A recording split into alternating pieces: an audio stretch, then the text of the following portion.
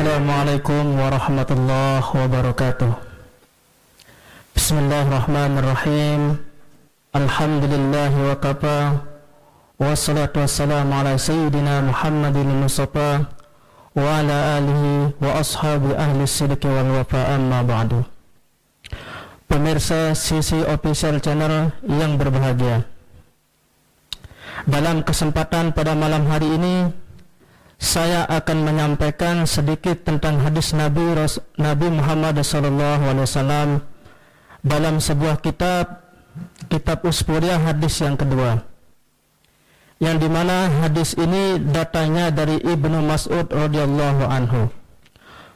An Ibnu Mas'ud radhiyallahu ta'ala anhu qala, dari Ibnu Mas'ud, mudah-mudahan Allah meridai daripadanya, qala, beliau telah berkata, qala Rasulullah sallallahu alaihi wasallam, telah bersabda Rasulullah sallallahu alaihi wasallam, al-fajirur raji rahmatullahi ta'ala, pendosa yang mengharapkan rahmatnya Allah subhanahu wa ta'ala, aqrabu ilallahi ta'ala, itu lebih dekat kepada Allah subhanahu wa ta'ala, minal abidil muqniti, daripada seorang ahli ibadah akan tetapi membuat orang berputus asa untuk mendapatkan rahmat Allah subhanahu wa ta'ala.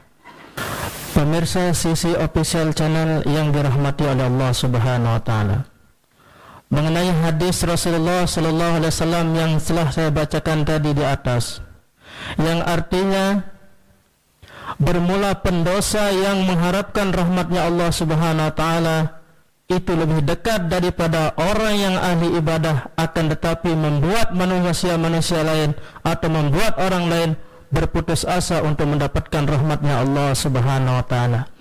Itu artinya apa?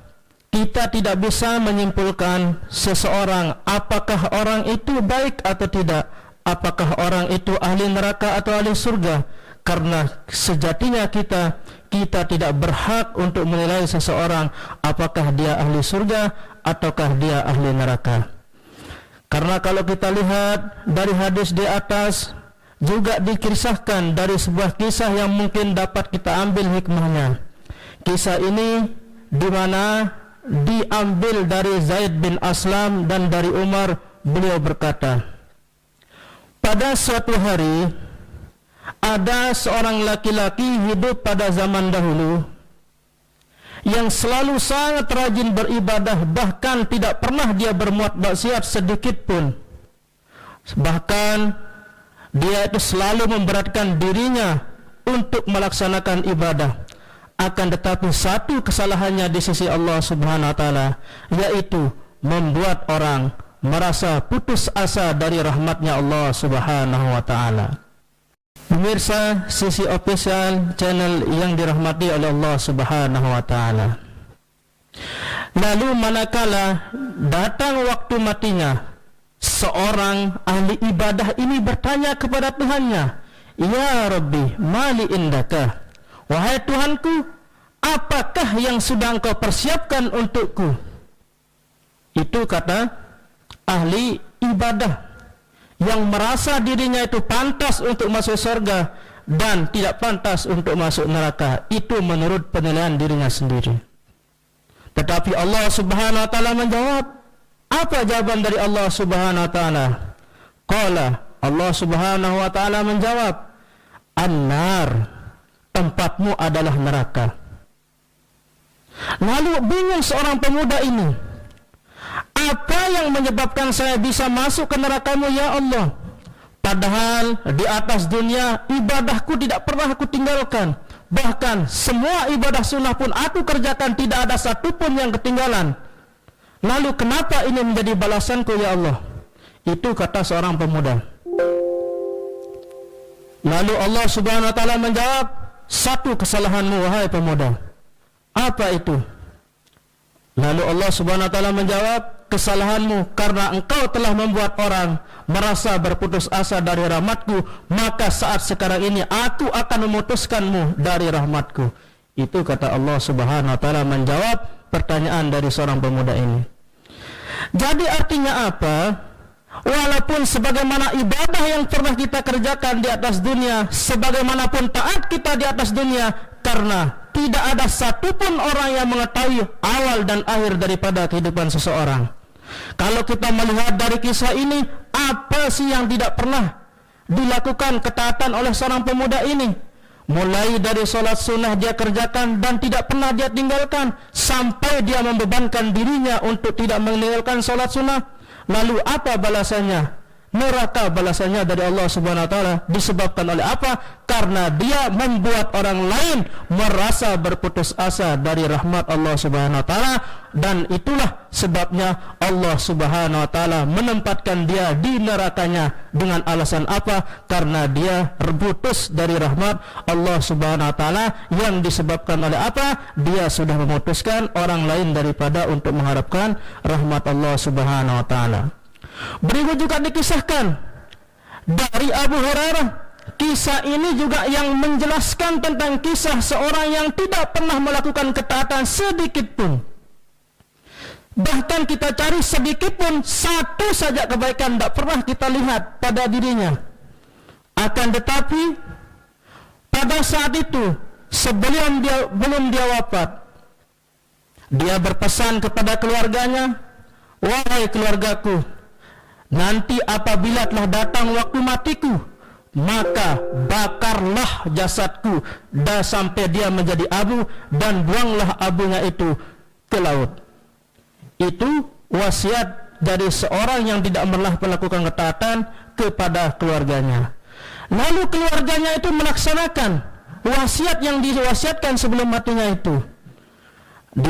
Keluarganya melaksanakan sebagaimana yang diperintahkan sewaktu hidupnya, diperintahkan untuk membakarnya, lalu dibakar oleh keluarganya, kemudian setelah menjadi abu, dibuang abunya ke laut. Lalu pada saat bertemu dengan Allah Subhanahu wa taala, pemuda ini ditanya, "Kenapa engkau sampai melakukan seperti itu?"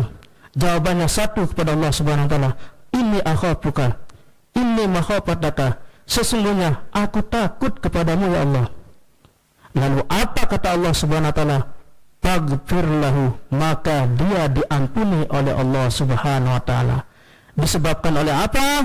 Disebabkan oleh ketakutannya kepada Allah Subhanahu wa taala, dan satu, selalu mengesahkan Allah Subhanahu wa taala, tidak pernah menyekutukannya dengan sesuatu.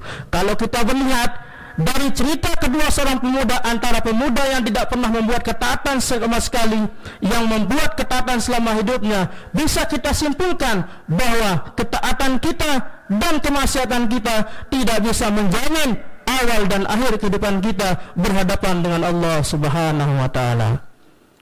Pemuda yang satu yang taat beribadah, bahkan dia tidak pernah meninggalkan sedikit pun sholat sunnah, sedikit pun amalan-amalan sunnah, tapi balasan terakhirnya dari Allah Subhanahu wa taala apa?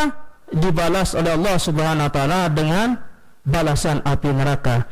Disebabkan oleh apa? Karena dia pernah membuat orang merasa berputus asa dari rahmat Allah Subhanahu wa taala. Kemudian dari pemuda yang kedua ini, kalau kita lihat dari ceritanya, tidak ada satupun sedikit pun kebaikan yang dia miliki, melainkan satu kebaikan yang dia miliki, yaitu at-tauhidullah, mengesahkan Allah Subhanahu wa taala. Tetapi manakala berjumpa dengan Allah Subhanahu wa taala, balasannya adalah surganya Allah Subhanahu wa taala. Pemirsa sisi official yang berbahagia dan dirahmati oleh Allah Subhanahu wa taala, dapat kita mengambil hikmah dari cerita kedua pemuda ini. Apa hikmah yang dapat kita ambil? Kita sebagai manusia yang hidup di atas dunia ini tidak mempunyai hak sama sekali untuk mengatakan orang itu ahli neraka maupun orang itu ahli surga. Karena itu merupakan haknya Allah Subhanahu wa taala. Kalau kita melihat bercermin dari dua pemuda ini, pemuda yang taat tapi pada akhirnya balasannya adalah neraka. Ada pemuda yang tidak pernah melakukan ketaatan sama sekali, tetapi akhir daripada kehidupannya itu adalah surga. Mungkin sekian yang dapat saya sampaikan pada malam hari ini. Semoga bermanfaat untuk kita semua, terutama untuk saya pribadi. Hadanallah wa iyyakum ila sabilil falah wal muwaffiq ila aqwamit thoriq. Assalamualaikum warahmatullahi wabarakatuh.